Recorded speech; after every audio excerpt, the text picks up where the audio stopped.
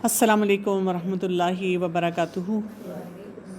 نحمدہ و نصلی علی رسولہ الکریم، اما بعد فاعوذ باللہ من الشیطان الرجیم، بسم اللہ الرحمن الرحیم۔ رب اشرح لی صدری ویسر لی امری واحلل عقدۃ من لسانی یفقہوا قولی۔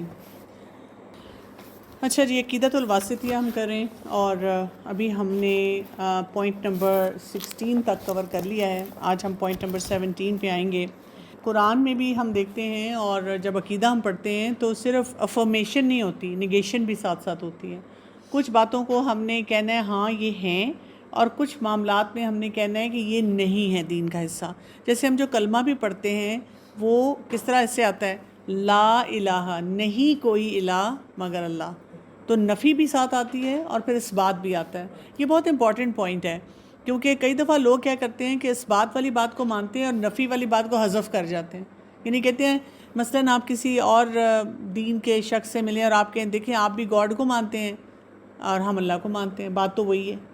یعنی جب ڈفرینٹ ریلیجنز کے بارے میں بھی ہم بات کرتے ہیں تو ہم کہتے ہیں کہ جی لوگوں نے نام فرق رکھ لیے ہیں، لیکن ہے تو وہی اللہ نا، وہی خدا جس کی سب عبادت کریں۔ لیکن اس کے ساتھ جو ایک کلاز ہوتا ہے نفی کا، کہ ہم کہتے ہیں کہ نہیں، اللہ کے سوا کوئی عبادت کے لائق نہیں۔ بہت سے ادیان میں یا بہت سے معاملات میں وہ چیز ساتھ شامل نہیں ہوتی ہے نا۔ تو یہ بھی اسی لیے امپورٹنٹ ہوتا ہے کہ کچھ جو اہم معاملات ہیں اس میں جو کرنے والے کام ہیں وہ، اور جو نہیں کرنے والے، ان دونوں کو ساتھ ساتھ کلیئر کر دینا چاہیے۔ عام حالات میں بھی ہم دیکھتے ہیں کئی دفعہ لوگوں کے ساتھ جو ہماری کمپلیکیشنز ہو جاتی ہیں وہ کس طرح ہوتی ہیں، وہ انہی باتوں سے ہو جاتی ہیں کہ ہم نے کرنے والا کام تو بتا دیا، لیکن جس معاملے میں محتاط ہونا تھا وہ ساتھ مینشن نہیں کیا ہوتا۔ تو یہاں پہ کیا آ رہا ہے، پوائنٹ نمبر 17 کو دیکھیں، اللہ تعالیٰ کے شرک کی نفی اور اس کا فرمان، وَقُلِ الْحَمْدُ لِلَّهِ الَّذِي لَمْ يَتَّخِذْ وَلَدًا وَلَمْ يَكُنْ لَهُ شَرِيكٌ فِي الْمُلْكِ وَلَمْ يَكُنْ لَهُ وَلِيٌّ مِّنَ الذُّلِّ وَكَبِّرْهُ تَكْبِيرًا۔ اور کہہ دیجئے تمام تعریف اللہ کے لیے ہے، جو نہ اولاد رکھتا ہے اور نہ بادشاہی میں اس کا کوئی شریک ہے، اور نہ عاجز ہو جانے کی وجہ سے کوئی اس کا مددگار ہے، اور اس کی بڑائی بیان کرو، خوب بڑائی کو بیان کرنا۔ سورہ الاسراء کی آیت نمبر 11 ہے۔ اس کے بعد سورہ تغابن کی آیت نمبر 1 آ رہی ہے، یسبح للہ ما فی السماوات و ما فی الارض لہ الملک ولہ الحمد وہو علی کل شیء قدیر۔ تمام چیزیں جو آسمان اور زمین میں اللہ کی تسبیح بیان کر رہی ہیں، اسی کی بادشاہی ہے، اسی کی سب تعریف ہے، اور ہر چیز پر پوری قدرت رکھنے والا ہے۔ اور اس کا فرمان، اگلی آیت جو ہمارے سامنے آ رہی ہے یہ ہے سورہ الفرقان کی آیت نمبر 1 اور 2، اور یہ والی آیت اس سینس میں بھی امپورٹنٹ ہے کہ جب بچے بولنا شروع کرتے ہیں تو رسول اللہ صلی اللہ علیہ وسلم نے جو دوسری آیت ہے نا اسی سورہ الفرقان کی، وہ بچوں کو یاد کرانے کے لیے کہا ہے۔ یعنی آپ دیکھیں اس میں بھی عقیدہ ہے، تو جب بچے کو سمجھ بھی نہیں آ رہی تو تب بھی اس کو کیا کہا گیا کہ عقیدہ اس کو یاد کراؤ۔ اور والدین کو اگر یہ بات پتہ ہوگی اور وہ بچے کو کوئی بھی ABC سکھا رہے ہیں، کبھی کوئی رائم سکھا رہے ہیں، کبھی کوئی ویسے چھوٹی موٹی باتیں سکھا رہے ہیں، اپنے نام ماما بولو، بابا بولو، ہر کوئی اپنے اپنے نام کی طرف جا رہا ہے، تو سب سے پہلے توحید کا اقرار بچوں کو سکھانا ضروری ہے۔ اور جب ہم یہ سکھا رہے ہیں تو ظاہر ہے پھر ہم اپنے لیے بھی محتاط ہوں گے، ہم یہ بھی سوچیں گے کہ ہم اپنے عقیدے کو جو رول ماڈلنگ میں آئے گا بچوں کے لیے کیا کلیئر کر رہے ہیں۔ تبارک الذی نزل الفرقان علی عبدہ لیکون للعالمین نذیرا۔ بہت برکت والی ہے وہ ذات جس نے اپنے بندے پر فرقان یعنی قرآن کریم اتارا تاکہ وہ جہانوں کے لیے خبردار کرنے والا ہو۔ اور پھر دوسری آیت میں کیا آتا ہے، الذی لہ الملک السماوات والارض ولم یتخذ ولد ولم یکن لہ شریک فی الملک وخلق کل شیء فقدرہ تقدیرا۔ وہ ذات کی اسی کے لیے آسمان اور زمین کی بادشاہی ہے، اور اس نے نہ کوئی اولاد بنائی اور نہ کوئی بادشاہی میں کوئی اس کا شریک رہا ہے، اور اس نے ہر چیز کو پیدا کیا، پھر اس کا پورا اندازہ مقرر کیا۔ پھر اس کے بعد سورہ المومنون کی آیت نمبر 91 اور 92 آ رہی ہے، اللہ نے نہ کوئی اولاد بنائی اور نہ ہی اس کے ساتھ کوئی اور الہ ہے۔ اگر ایسی بات ہوتی تو ہر الہ اپنی مخلوق کو لے کر الگ ہو جاتا اور یقیناً ہر ایک دوسرے پر چڑھائی کر لیتا۔ پاک ہے اللہ اس سے جو وہ بیان کرتے ہیں، غائب اور حاضر کا جاننے والا ہے، پس وہ بہت بلند ہے اس سے جو وہ شرک کرتے ہیں۔ پھر سورہ نحل کی آیت آگے آ رہی ہے، پس اللہ کے لیے مثالیں بیان نہ کرو، بے شک اللہ جانتا ہے اور تم نہیں جانتے ہو۔ پھر اس کے بعد سورہ الاعراف کی آیت آ رہی ہے، آپ کہہ دیجئے میرے رب نے حرام کیا ان تمام فحش باتوں کو جو اعلانیہ ہیں اور جو پوشیدہ ہیں، اور ہر گناہ کو اور ناحق زیادتی کو، اور اس بات کو کہ تم اللہ کے ساتھ کسی کو شریک ٹھہراؤ جس کی اس نے کوئی دلیل نہیں اتاری، اور اس بات کو کہ تم اللہ پر وہ کہو جو تم نہیں جانتے، وَأَن تَقُولُوا عَلَى اللَّهِ مَا لَا تَعْلَمُونَ۔ اب آپ دیکھیں کہ ان آیات میں ہمیں کیا چیزیں پتہ چل رہی ہیں۔ ہم نے اپنی باتوں سے، اپنی سوچ سے، اپنے ایکشن سے یہ ان باتوں کا مکمل جو ہے نا اظہار کرنا ہے، یعنی جہاں جہاں پہ بھی ہمیں لگتا ہے تو ہمیں پتہ ہو کہ ہم شرک کی طرف نہیں جائیں گے۔ جیسے آپ دیکھیں ہم بہت سی ایسی سچویشنز میں کہاں سٹک ہو جاتے ہیں نان مسلمز کے ساتھ، اور اسپیشلی ان ٹائمز میں رہتے ہوئے جب ہمارے اوپر یہ انڈیو پریشر ہوتا ہے کہ جی اسلاموفوبیا ہے، ہم بہت اسٹرکٹ نہ نظر آئیں، ہم بہت انکلوسیو طریقے سے لوگوں سے ڈیل کریں۔ آپ کو پتہ ہے کہ WHO نے کچھ یہ جو گولز دیے ہیں نا، اچھا 2030 تک کا جو ان کا گول ہے، اور انہوں نے تمام ملکوں میں دیے ہیں، اس میں کیا ہے ڈائیورسٹی کو شامل کیا جائے، انکلوسیونیس کی جائے، اور اس کے 4-5 سٹینڈرڈ رکھ دیے ہیں۔ مقصد یہ ہے کہ جی سب کو ملا جلا دیا جائے۔ اب یہ تو اچھی بات ہے کہ ہم سب مل جل کے رہیں، اتفاق کے ساتھ رہیں، ایک دوسرے کو سپیس دیں، لیکن اس سپیس میں اب ہمارے جیسے لوگ جن کا عقیدہ ہی درست نہیں ہوتا، ہم کیا کرتے ہیں؟ کتنی بڑی بڑی غلطیاں ہوتی ہیں کہ ہم ہر ایک کو سپیس دیتے دیتے اپنے دین کو اور اپنے ویلیو سسٹم کو ڈائلیوٹ کرنا شروع کر دیتے ہیں، اور ہر معاملے میں کرتے ہیں۔ یعنی آپ دیکھیں کہ باقی لوگ جو ہوتے ہیں وہ اپنے دین کے معاملے میں بڑے کلیئر ہوتے ہیں، اور جو دین کے احکامات ہیں وہ ان کے مطابق تمام کام کرتے ہیں، وہ نہیں چھوڑتے۔ لیکن ہم بہت ساری باتوں کو چھوڑنے کے لیے، ان پہ کمپرومائز کرنے کے لیے تیار ہو جاتے ہیں، یعنی ان کے دماغ میں کلیئرٹی ہوتی ہے۔ میں نے شاید پہلے بھی آپ لوگوں کے ساتھ شیئر کیا تھا، میرا ایک اسٹوڈنٹ تھا، وہ رمضان میں اسٹوڈنٹس آئے میرے پاس، میں کلاس لے کے نکلی، انہوں نے کہا کہ جی آج رکشا بندھن ہے اور یہ تو اس بیچارے کی فیملی یہاں پر نہیں ہے، تو کیا یہ راکھی باندھ سکتا ہے ہماری جو کلاس فیلو لڑکیاں ہیں؟ تو میں نے کہا دیکھو وہ تو اپنی بہن کو باندھنا ہوتا ہے۔ مجھے سمجھ نہیں آ رہی تھی میں امیجیٹلی فوراً کیسے ان کو کہوں کہ کوئی محرم تو نہیں ہے وہ، تو میں نے کہا وہ تو اپنی بہنوں کو باندھنا ہوتا ہے، تو اس طرح تو نہیں آپ کو کرنا چاہیے، آپ کو اپنے گھر جائیں تب کریں، آن لائن کوئی بات چیت کریں ان سے، اپنے گھر میں اپنی محرم رشتہ داروں کو کرنا ہوتا ہے۔ تو اس بچے نے فوراً کہا دیکھیں میم میں تو ان کے ساتھ روزے بھی رکھتا ہوں، تو آپ ایسی چیز سے کیوں روک رہی ہیں ہمیں نا؟ اور وہ سارے جتنے مسلمان لڑکے تھے وہ بھی کہہ رہے ہیں ہاں دیکھیں میڈم یہ ہمارے ساتھ سحری کرتا ہے، ہمارے ساتھ افطاری کرتا ہے، روزے رکھ رہا ہے۔ اب میں خود بھی کارنر ہو رہی تھی، مجھے سمجھ نہیں آ رہا تھا، کوئی اللہ نے مجھے کوئی میرے منہ سے نکلوایا۔ تو میں نے اس سے پوچھا کہ اچھا آپ عید بھی منائیں گے؟ اس نے کہا ہاں ہاں میں ان کے ساتھ عید بھی مناؤں گا، اور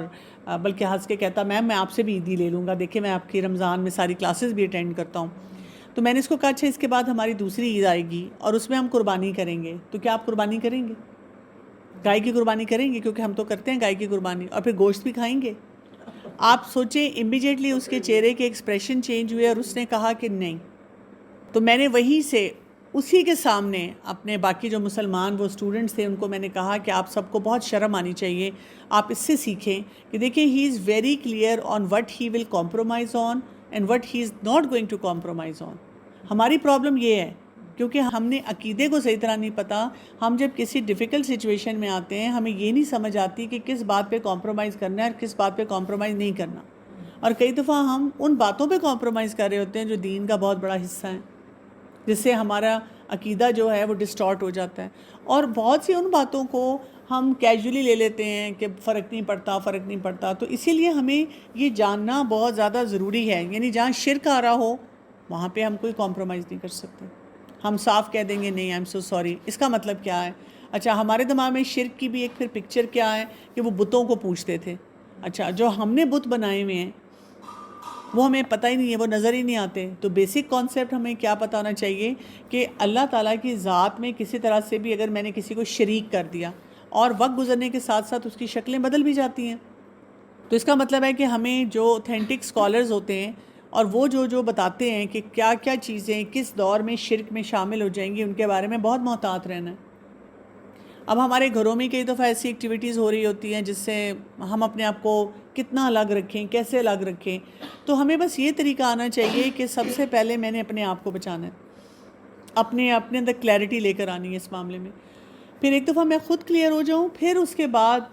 میں نے اپنے فیملی والوں کو کیسے ایجوکیٹ کرنا ہے، اپنے سوشل سرکل میں کیسے بات چیت کرنی ہے جہاں مجھے موقع ملتا ہے، یہ ضروری بات ہے، ٹھیک ہے؟ تو شرک نہیں ہماری زندگی میں ہونا چاہیے۔ آج ہی میں صبح کلاس لے رہی تھی تو مجھے دو بچیاں پوچھ رہی تھیں وہاں کالج میں کہ میم وہ اگر ہم کسی کے ساتھ ملتے جلتے ہیں، معاملہ کرتے ہیں اور وہ کسی دوسرے سیکٹ کے ہیں، اب ہمارے یہاں پہ تو آپ کو پتہ ہے کہ کہنے کو دو مسلمان ہیں لیکن کیونکہ فرقہ فرق ہے اس پہ بھی اختلافات بہت زیادہ ہیں۔ اچھا، اب کئی اختلافات آپ کے جائز ہیں اور کئی ناجائز ہیں۔ مثلاً ہم نے فضول میں ویسی لڑائی ڈال لی کہ ان سے بات بھی نہیں کرنی چاہیے، ملنا بھی نہیں چاہیے، ان کے ساتھ اٹھنا بیٹھنا بھی نہیں چاہیے، ایسی بات نہیں ہے۔ اگر آپ کے ساتھ کوئی ڈفرینٹ اسکول آف تھاٹ کا شخص آتا ہے، بیٹھتا ہے، انٹریکٹ کرتا ہے تو آپ کریں، انسان ہے، اللہ کا بندہ ہے، کیا پتہ آپ اسے کوئی اچھی بات سکھا دیں۔ اچھا، لیکن اب وہ کیا ہو رہا ہے، پرابلم کہاں پہ آ رہی ہے؟ ان بچیوں کو بھی میں یہ سمجھا رہی تھی، مسئلہ یہاں پہ آتا ہے کہ وہ لوگ تو اکثر لوگوں کو میں نے دیکھا ہے جو ڈفرینٹ فرقوں کے ہوتے ہیں وہ بڑے کلیئر ہوتے ہیں کہ ہم نے کیا کرنا ہے کیا نہیں کرنا، انہوں نے قرآن حدیث سے بڑے اسٹرانگ دلائل اپنے پاس رکھے ہوتے ہیں۔ ہمیں اگر کوئی یہ بھی پوچھ لے کہ ایک عورت اکیلی حج پہ کیوں نہیں جا سکتی، ہم اس پہ بھی کنفیوز ہوتے ہیں۔ ہم کہتے ہیں اچھا لا یہ بتا رہا ہے، اس چیز کی حکومت نے اجازت دے دی ہے، لیکن پتہ نہیں اسکالرز کیوں ایسے کہہ رہے ہیں، ہم اس پہ بھی کنفیوز، ہم اس پہ بھی پریشان ہیں۔ ہمیں کوئی پردے کی بات کر دے، ہم اس پہ بھی پریشان ہیں۔ ہمیں نماز کے لیے کوئی چھوٹا موٹا سوال کوئی پوچھ لے، ہم اس پہ بھی شیکی ہو جاتے ہیں، ہمیں سمجھ ہی نہیں آتی کہ ہم نے اس وقت ہینڈل کیا کرنا ہے۔ تو میں نے ان کو کہا کہ بیٹا آپ لوگ ان کے ساتھ مل جل سکتے ہیں، سب کچھ کر سکتے ہیں، لیکن آپ کو یہ پتہ ہونا چاہیے کہ وہ کن باتوں کو اپنی وہ جو سے کہتے ہیں نا فاؤنڈیشن پرنسپلز میں شامل کرتے ہیں، اور آپ کو یہ ضرور پتہ ہونا چاہیے کہ یہ ہم کر سکتے ہیں کہ نہیں کر سکتے۔ جیسے اس معاملے میں نے کہا کہ یہ لوگ اکثر نظر نیاز بہت دیتے ہیں تو ہم وہ نہیں استعمال کریں گے۔ تو انہوں نے کہا اچھا ٹھیک ہے، ہم بالکل ان کے ساتھ کھانا نہ کھائیں۔ میں نے کہا نہیں، ایسی بات نہیں ہے، آپ ان کے ساتھ اٹھ بیٹھ سکتے ہیں، کھانا کھا سکتے ہیں، لیکن اگر وہ ان کا کوئی نظر کا ہے تو کوئی نیاز ہے ان کی، وہ آپ نہیں کھائیں گے۔ یہ نہیں کہ ان کی نیاز ہے، یعنی اسلام میں یہ کانسیپٹ ہے ہی نہیں نا، ہم تو صرف اللہ کے نام پہ سب کچھ کرتے ہیں، لیکن اگر کسی اور کے نام پہ کوئی چیز آ گئی ہے تو وہ تو شرک ہو جائے گا۔ وہ لوگ یہ کہتے ہیں ہم بھی اللہ کی خاطر کر رہے ہیں، اس پہ ہم نے اللہ کی خاطر ہی فلاں کا نام لے کر یہ کام کیا ہے، لیکن نہ یہ سنت سے ثابت ہے، ٹھیک ہے، نہ صحابہ کرام نے کیا اور ہر دور میں اسکالرز نے نہیں کیا۔ اچھا آپ دیکھیں، نوٹ کریں کہ وہ غلط کام کرتے ہوئے بہت دھڑلے سے آپ کو وہ بھیجیں گے، بولڈلی بھیجیں گے، یہ جی ہماری طرف سے یہ نیاز ہے۔ اچھا، اور ہمارے پاس اوتھینٹک نالج ہے، ہم اس کو نہیں وہ کام کرنا چاہتے، لیکن ہمیں شرم آ رہی ہوگی، ہم بہت زیادہ وہ پریشانی میں کہیں گے کہ سمجھ نہیں آ رہی، ان کا دل نہ ٹوٹ جائے، میں کیسے انکار کروں۔ تو آپ بھی بہت پولائٹلی کہیں کہ دراصل میں نظر نیاز والا کھانا ہے وہ نہیں کھاتے، ہم لوگ نہیں وہ کھاتے۔ کیوں نہیں کھاتے؟ کہ بس میں اس کو درست نہیں سمجھتی اس لیے میں نہیں کھاتی۔ اپنی بات صرف کریں، ہم ان کے اوپر کوئی فتویٰ جو ہے نا وہ جاری نہ کریں۔ مجھے جیسے جو نعتیں لوگ پڑھتے ہیں ان سے بہت اس لیے ڈر لگتا ہے کہ اس میں شرکیہ باتیں بہت آ جاتی ہیں۔ میں شعر و شاعری میں ویسے ہی بہت کمزور ہوں، تو مجھے ہوتا ہے کہ مجھے اگر پتہ ہی نہ چلا، کوئی باریک نقطہ میں نے مس کر دیا۔ تو ایک دفعہ میں کسی جگہ بیٹھی ہوئی تھی، کسی ٹی وی پروگرام کے لیے گئی تھی، انہوں نے مجھے بلایا ہوا تھا، اور وہاں پہ ایک خاتون تھی اس وقت جو ویٹنگ ایریا تھا وہاں پہ، اور وہ کوئی نعت پریپیئر کر رہی تھی۔ اب انہوں نے سوچا کہ اچھا یہ تو بہت ریلیجس خاتون آئی ہیں، انہوں نے وہ میرے پاس آ کے بیٹھ گئی اور وہ مجھے نعت سنانا شروع ہوگی۔ اب میں چپ کر کے بیٹھی رہی، پھر مجھے کہتی یہ والی نعت پڑھوں یا یہ والی نعت پڑھوں؟ تو میں نے ان کو مسکرا کے دیکھ کے کہا کہ ایکچولی مجھے تو بالکل آئیڈیا نہیں ہے کہ آپ کون سی پڑھیں، اس لیے کہ نا مجھے انٹرسٹ نہیں ہے اس میں۔ اب یہ بات تو ایسا شخص جو نعت پڑھتا، نعت کو بہت امپورٹنس دیتا، ان کے نزدیک تو ان کے تو دل پہ چھریاں چل گئیں کہ یہ انہوں نے کہہ کیسے دیا، یہ دیندار لگ رہی۔ جی جی بالکل، عبادت کا حصہ سمجھتے ہیں۔ تو انہوں نے مجھے اسی طرح بڑے چمبے سے دیکھ کر کہا کہ کیا مطلب ہے آپ بالکل نہیں پڑھتی؟ میں کہا ایکچولی پتہ ہے میں نے یہی آنیسٹلی یہ بات کہی، مجھے نا شعر و شاعری سمجھ نہیں آتی۔ یہ نہیں ہے کہ آپ نعت نہیں پڑھ سکتے، لیکن دیکھیں اس میں اگر کوئی شرکیہ بات آ گئی یا کوئی ان اپروپریٹ بات آ گئی تو اس پہ پوچھ ہو جائے گی نا، تو اس لیے میں نا پھر محتاط رویے پہ چلتی ہوں۔ میں سوچتی ہوں مجھے سمجھ بھی نہیں آتی، اور یہ کوئی کمپلسری بات بھی نہیں ہے، پڑھنا ہی ہے تو میں قرآن پڑھ لوں، حدیث پڑھ لوں، تو یہ کام کر لوں۔ تو پھر وہ تھوڑی دیر سوچتی رہی، پھر مجھے کہتی ہے اچھا اگر آپ مجھے کوئی ایڈوائس دیں گی تو کیا کہیں گی، میں کیا پڑھوں؟ کیونکہ ہم اس وقت وہ ذی الحجہ پہ پروگرام کر رہے تھے، تو میں نے ان سے کہا کہ آپ ایسے کریں، آپ نا درود شریف پڑھ لیں اور اس کو بہت پیارے انداز میں پڑھ لیں، کیونکہ اس میں ابراہیم علیہ السلام کا ذکر آتا ہے، ان کی شان بیان کی گئی ہے، یا کوئی ایسی آپ کو کہیں سے کوئی پوئم مل جائے جس میں ابراہیم علیہ السلام کی قربانی کا ذکر ہو، ایسی مل جاتی ہیں تو آپ وہ پڑھ لیں۔ یعنی ہم اگر تھوڑا سا اچھے طریقے سے کسی سے بات کریں اور ان کو بتائیں کہ what is not right and what is right، ہم یوزلی کیا کرتے ہیں، بحث مباحثے میں چلے جاتے ہیں۔ اچھا ڈر مجھے بھی لگ رہا ہوتا ہے، کیونکہ سوسائٹی میں اس طرح کی باتیں کوئی کرتا نہیں نا، تو میں بھی اندر سے گھبرا رہی ہوتی ہوں کہ where to put a stop, کہاں پہ رک جاؤں، کہاں تک بات کروں اور کیسے سچویشن کو ڈیل کروں۔ لیکن اب میں نے آہستہ آہستہ حوصلہ کر کے ان باتوں کو لوگوں کو بتانا شروع کیا جہاں جہاں مجھے موقع ملتا ہے۔ میں ہمیشہ یہ سوچتی ہوں اب کہ یعنی اگر وہ لوگ شرمندہ نہیں ہو رہے یا ان لوگوں کو فرق نہیں پڑ رہا غلط بات بولتے ہوئے، تو مجھے صحیح بات بولتے ہوئے کیوں اتنی شرم آ رہی ہے، میں کیوں ان معاملات میں اس طرح سے ہو رہی ہوں۔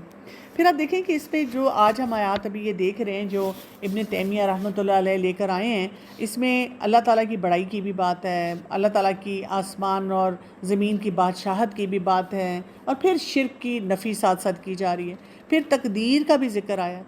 کہ اللہ تعالیٰ نے ایک قدر بنائی ہے، ایک سسٹم پورا کریٹ کیا ہے۔ پھر اس میں یہ جو آیت تھی سورہ الاعراف کی کہ اللہ تعالیٰ نے کس چیز کو حرام کیا ہے، کس چیز کی گنجائش ہمارے لیے رکھی ہے، اس میں بھی ہمیں کلیئرٹی سے پتہ ہونا چاہیے کہ کیا ہم نہیں کر سکتے۔ صرف کرنے والا کام جب ہم لوگوں کو بتاتے ہیں تو کئی دفعہ جو نہ کرنے والا کام ہے وہ ان سے مس ہو جاتا ہے، ٹھیک ہے نا۔ آپ ایون دیکھیں اگر کپڑے سلنے کے لیے دیتے ہیں اور آپ ٹیلر کو بتاتے ہیں کہ جی آپ نے یہ سینا ہے، اور ساتھ اگر اس نے کبھی کوئی اس کو عادت ہے اس نے کوئی خاص بٹن لگا دیتا ہے یا کوئی سلٹ رکھ دیتا ہے یا کچھ بھی، یا بازو ٹائٹ بنا دیتا ہے، آپ ہر دفعہ انسٹرکشن دیتے ہیں بازو ٹائٹ نہیں کرنے کیونکہ میں نے اوپر رول کرنا ہے، وضو کے لیے مجھے بار بار رول کرنا ہوگا تو ٹائٹ نہ ہو جائے۔ یعنی جب ہمارے لیے کوئی چیز امپورٹنٹ ہوتی ہے تو ہم دونوں طرح سے اس بات کو جو ہے نا اس تک پہنچانے کی کوشش کرتے ہیں تاکہ بات کلیئر ہو جائے۔ پھر پوائنٹ نمبر 18 دیکھیں، اللہ کا اپنے عرش پر مستوی ہونے کا اثبات۔ اس بات کا فرمان بے حد مہربان جو عرش پر مستوی ہوا، سورہ طٰہٰ کی آیت نمبر 5، الرحمن علی العرش استویٰ۔ پھر اس کے بعد پھر وہ عرش پر مستوی ہوا، 7 مقامات پر اس کا ذکر ہے، چنانچہ سورہ الاعراف میں اس کا ذکر ہے، سورہ الاعراف کی آیت نمبر 54 ہے۔ بے شک تمہارا رب اللہ ہے جس نے آسمانوں اور زمین کو 6 دنوں میں پیدا کیا، پھر وہ عرش پر مستوی ہوا۔ اور پھر اس کے بعد سورہ یونس میں بھی فرمایا، سورہ یونس کی آیت نمبر 3 یہاں پر آ رہی ہے، اور اس میں کیا ہے، بے شک تمہارا رب اللہ ہی ہے جس نے آسمان اور زمین کو 6 دنوں میں پیدا کیا، پھر وہ عرش پر مستوی ہوا۔ اور اس نے سورہ رعد میں بھی فرمایا، اللہ وہ ہے جس نے بغیر ستونوں کے آسمانوں کو پیدا کیا جنہیں تم دیکھتے ہو، پھر وہ عرش پر مستوی ہوا، سورہ رعد کی آیت نمبر 2 آ رہی ہے۔ اور اس نے سورہ طٰہٰ میں فرمایا، بے حد مہربان جو عرش پر مستوی ہے۔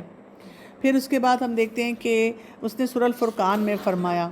سورہ الفرقان کی آیت نمبر 59 آ رہی ہے، پھر بے حد مہربان عرش پر مستوی ہوا۔ اور اس نے سورہ السجدہ میں فرمایا، وہ اللہ وہ ہے جس نے آسمان اور زمین کو اور جو کچھ اس کے درمیان ہے ان سب کو 6 دنوں میں پیدا کیا، پھر وہ عرش پر مستوی ہوا، سورہ سجدہ کی آیت نمبر 4 آ رہی ہے۔ اور پھر اس نے سورہ الحدید کی آیت نمبر 4 میں فرمایا، وہی ہے جس نے آسمان اور زمین کو 6 دنوں میں پیدا کیا، پھر وہ عرش پر مستوی ہوا۔ تو یہ جو استوا ہے یہ کیا ہوتا ہے، بلند ہونا، ٹھیک ہے۔ اب یہاں سے یہ جو بات ہمیں وہ بتا رہے ہیں ابن تیمیہ، وہ کیوں بتا رہے ہیں، اس کے معاملے میں بھی ہمارا عقیدہ درست ہونا چاہیے۔ یعنی جب ہم کہتے ہیں کہ اللہ تعالیٰ ہر جگہ موجود ہے تو اللہ تعالیٰ فزیکلی ہر جگہ موجود نہیں ہے۔ ہمیں ان آیات کے ریفرنس سے یہ بات پتہ چل رہی ہے کہ اللہ تعالیٰ فزیکلی کہاں پر ہے، اپنے عرش پہ ہے، لیکن اللہ تعالیٰ کو یہ جتنا علم ہے، ہر چیز کا پتہ ہے۔ اور اللہ تعالیٰ جب ہم کہتے ہیں کہ ہر جگہ موجود ہے یا اللہ تعالیٰ ہر چیز کو جانتا ہے، وہ کس طرح جانتا ہے، اپنے علم کے ذریعے سے جانتا ہے۔ تو اللہ تعالیٰ فزیکلی ہر جگہ موجود نہیں ہوتا، یہ والا جو کانسیپٹ ہے یہ غلط ہے۔ تب آپ دیکھیں کہ پہلے آسمان ہیں، 7 آسمان، پھر اس کے بعد جنت ہے، ان کے 100 درجے ہیں، پھر پانی آتا ہے، پھر اس کے بعد عرش آتا ہے، اور اس عرش پہ اللہ سبحانہ تعالیٰ۔ تو اللہ تعالیٰ کی وہ جو بڑائی ہے نا اس کو اس طرح سے ہمیں بار بار بتایا جا رہا ہے۔ اور بیسیکلی اگر ہم یہاں سے سمجھیں تو اس سے ہمیں کیا پتہ چلتا ہے کہ اللہ تعالیٰ کسی کا محتاج نہیں ہے، کہ اللہ تعالیٰ نے فزیکلی وہاں ہونا ہے، اور جس طرح ہم فزیکلی ہوں تو ہمیں کوئی بات سمجھ آتی ہے، اللہ تعالیٰ کو یہ اس طرح سے سمجھنا ہے۔ اس سے اللہ تعالیٰ کی میجسٹی کا پتہ چلتا ہے یعنی جب ہم اللہ تعالیٰ کے بارے میں وہ باتیں بولنا شروع کر دیتے ہیں جو اللہ تعالیٰ نے اپنے بارے میں اس طرح بیان نہیں فرمائی ہیں، تو ہم بڑے کیجول سے ہو جاتے ہیں۔ لیکن جب ہم یہ دیکھتے ہیں کہ اللہ تعالیٰ علم کے ذریعے ہر جگہ موجود ہے، یعنی اللہ تعالیٰ کو جو کچھ بھی پتہ چلتا ہے اپنے علم کے ذریعے پتہ چلتا ہے، تو پھر ہم ایک امپیکٹ لیتے ہیں کہ وہ علم کیسا ہے۔ ہمارا کیا حال ہے کہ ہم آرٹیفیشل انٹیلیجنس کو دیکھ کر ہم کہتے ہیں یا اللہ یہ ہمارے ہر سسٹم میں گھسے ہوئے ہیں اور ہر سسٹم سے ہمارا پتہ کرا لیتے ہیں، ہر بات جان لیتے ہیں۔ اس میں آپ دیکھیں یہاں تک ہوتا ہے کہ آپ کا فون پڑا ہوا ہے اور آپ اگر کسی بھی چیز کے بارے میں باتیں کر رہے ہیں، اگر آپ یہ بھی کہہ رہے ہیں نا کہ میں نے جوتے نئے لینے ہیں، تو آپ تھوڑی دیر بعد اپنا وہ کھولیں گے نا فیس بک یا انسٹا، اس پہ کچھ ایڈز آ رہے ہوں گے، وہ شوز سے ریلیٹڈ ہوں گے۔ اتنی پاورفل یہ آرٹیفیشل انٹیلیجنس ہوتی جا رہی ہے۔ تو ہم سوچیں کہ اللہ تعالیٰ کے علم کس نوعیت کا ہوگا نا، کہ اللہ تعالیٰ تو ہمارے دماغ میں آنے والی ایک سوچ کو بھی پکڑ لیتے ہیں، اس کا علم بھی رکھتے ہیں، ہماری نیتوں کا علم بھی اللہ تعالیٰ کو ہے، ہم کیا کچھ کر رہے ہیں، کس طریقے سے آگے بڑھ رہے ہیں۔ نیت کے معاملے میں تو آپ دیکھیں کوئی آرٹیفیشل انٹیلیجنس ہمیں ہیلپ نہیں کر سکتی۔ تو یہاں پر اللہ تعالیٰ کی بڑائی، اور پھر سوچنا کہ اللہ تعالیٰ کہاں پر بیٹھے ہوئے ہیں، کیا شان ہے ہمارے رب کی، اس کو انڈرسٹینڈ کرنا کہ he is not like any creation. یعنی بیسیکلی آپ دیکھیں گے کہ یہ جو جتنے پوائنٹس آ رہے ہیں اس سے ہمیں فرق پتہ چلتا ہے خالق کا اور مخلوق کا۔ میرے ساتھ تو کئی دفعہ ایسے ہوا ہے کہ اگر کوئی مجھے یہ کہے کہ دیکھیں اب تو آرٹیفیشل انٹیلیجنس آ گئی ہے، تو نعوذ باللہ لوگ ایسی باتیں تک کہہ دیتے ہیں کہ اب تو جیسے ہم کہتے تھے جی اللہ کے پاس ہی سارا علم ہے، تو اب تو آرٹیفیشل انٹیلیجنس کے پاس سارا علم ہے، گوگل کے پاس علم ہے، چیٹ جی پی ٹی کے پاس علم ہے، وہ سب کچھ جانتا ہے اور سب کچھ ہمیں بتا دیتا ہے۔ جی، وہ مخلوق کی بنائی ہوئی چیز ہے۔ اور دوسری بات یہ کہ میں ہمیشہ سوچتی ہوں جب کوئی ایسی نئی چیز آتی ہے، میں سوچتی ہوں کہ اگر یہ ٹول جو مخلوق نے بنایا وہ اتنا پاورفل ہے تو اللہ کا علم کتنا زیادہ ہوگا، وہ تو خالق ہے۔ یعنی ہمارا اور خالق کا تو کوئی مقابلہ ہی نہیں نا۔ تو جب ہم اس طرح سوچتے ہیں تو پھر آپ کو ایک اور اینگل سے اللہ تعالیٰ کی بڑائی اور عظمت جو ہے اس کا احساس ہوتا ہے۔ پوائنٹ نمبر 19 کو دیکھیں، اللہ تعالیٰ کا اپنی مخلوق پر بلند ہونے کا اثبات اور اس کا فرمان، اے عیسیٰ بے شک میں تجھے پورا لینے والا ہوں اور تجھے اپنی جانب اٹھانے والا ہوں، سورہ آل عمران کی آیت نمبر 55، پھر سورہ نساء کی آیت نمبر 158، بلکہ اللہ نے اسے اپنی طرف اٹھا لیا، پھر سورہ الفاطر کی آیت نمبر 10، اس کی طرف ہر پاکیزہ بات چڑھتی ہے اور نیک عمل اسے بلند کرتا ہے۔ پھر اس کے بعد ہمارے پاس سورہ الغافر کی آیت نمبر 37 آ رہی ہے۔ فرعون نے کہا، اے حامان میرے لیے ایک بلند عمارت بنا تاکہ میں راستوں پر پہنچ جاؤں اور آسمان کے راستوں پر، پھر میں موسیٰ کے معبود کو جھانک لوں، اور بے شک میں تو اسے یقیناً جھوٹا سمجھتا ہوں۔ پھر اس کے بعد سورہ الملک کی آیت نمبر 16 اور 17 آ رہی ہے،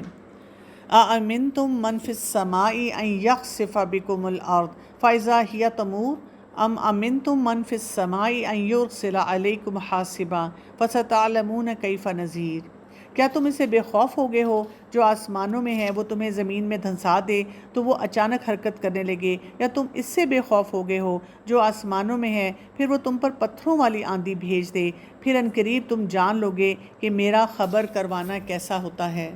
آپ دیکھیں کہ یہاں پہ ہمیں جو اللہ تعالیٰ کی بڑائی کا پتہ چل رہا ہے، اور اس میں کیا ہے، جیسے یہ پتھروں والی آندھی، یہ تو ابھی ہم نے دیکھی ہے، جو ہیل سٹارم آیا تھا، آپ دیکھیں کوئی کچھ بھی نہیں کر سکا۔ اگر ہوا چلتی ہے، آندھی چلتی ہے، سب کچھ اڑا کے لے کے جاتی ہے، کچھ بھی نہیں کوئی کر سکتا۔ اور مزے کی بات یہ ہے لوگ اس پہ جو پڑھتے ہیں نا سارا یہ ویدر چینجز، اس کے بارے میں تبصرے کر رہے ہیں کہ جی یہاں لو پریشر تھا، یہاں ہائی پریشر تھا، اس طرح ہوا ہے، اور آپ پلیز اس کو اللہ کا عذاب نہ بتائیں۔ تو بات یہ کہ اللہ تعالیٰ اسباب کے ذریعے ہی تو ہمیں شیک کرتے ہیں کہ انسان اس وقت سوچ میں پڑ جائے کہ اللہ کی بڑائی کیسی ہے۔ اللہ تعالیٰ چاہے تو ہر چیز کرنے پر قادر ہے۔ عیسیٰ علیہ السلام کو اٹھا لیا پورے کا پورا۔ اسی طرح جو انسان اچھی بات کرتا ہے وہ اللہ تک پہنچ جاتی ہے، ہمیں اس کے لیے پریشان ہونے کی ضرورت نہیں ہے کہ وہاں پہ کنیکشن ویک ہوگا یا وہاں پہ کوئی چیز مس ہو جائے گی۔ آپ دیکھیں بہترین سے بہترین جو پرفیکٹلی بھی کوئی کام کرنے والا انسان ہے وہ بھی کبھی نہ کبھی کسی کا میسج مس کر دیتا ہے، کبھی کوئی کام اسے چھٹ جاتا ہے، ٹھیک ہے، کوئی چیز اس کی پہنچ بھی نہیں ہوتی، وہ کام نہیں کر سکتا۔ لیکن یہاں پہ جو بات بتائی جا رہی ہے یہ ہمارے نا دل کی ایک پکار ہونی چاہیے کہ اللہ تعالیٰ کتنا بلند ہے، اللہ تعالیٰ کی بڑائی جو ہے وہ کہاں تک جاتی ہے۔ اور جب ہم اللہ تعالیٰ کی بڑائی کے بارے میں سوچیں تو جب بھی ہم کسی چیز سے امپریس ہو نا تو فوراً اپنے آپ کو یہ ضرور میسیج دیں کہ ٹھیک ہے، اچھی بات ہے اگر کوئی ایک انوینشن نظر آ رہی ہے یا کسی انسان کا کوئی کام نظر آ رہا ہے یا کوئی پاورفل طریقے سے کسی سچویشن کو ڈیل کر کے کچھ بھی کر رہا ہے، لیکن ساتھ ہی ہم سوچیں کہ اللہ تعالیٰ کا بلند ہونا، بڑا ہونا وہ کیسا ہے۔ ہر موقع پہ آپ جب یہ سوچنا شروع کریں تو پھر کیا ہوتا ہے کہ آپ کے دل میں اللہ تعالیٰ کی عظمت بڑھتی جاتی ہے، نہیں تو ادروائز کیا ہوتا ہے ہم ہر سامنے آنے والی چیز سے امپریس ہو جاتے ہیں اور بس اسی کے وہ امپریشن میں اور اسی کی خوشیوں میں ہم لگے رہتے ہیں۔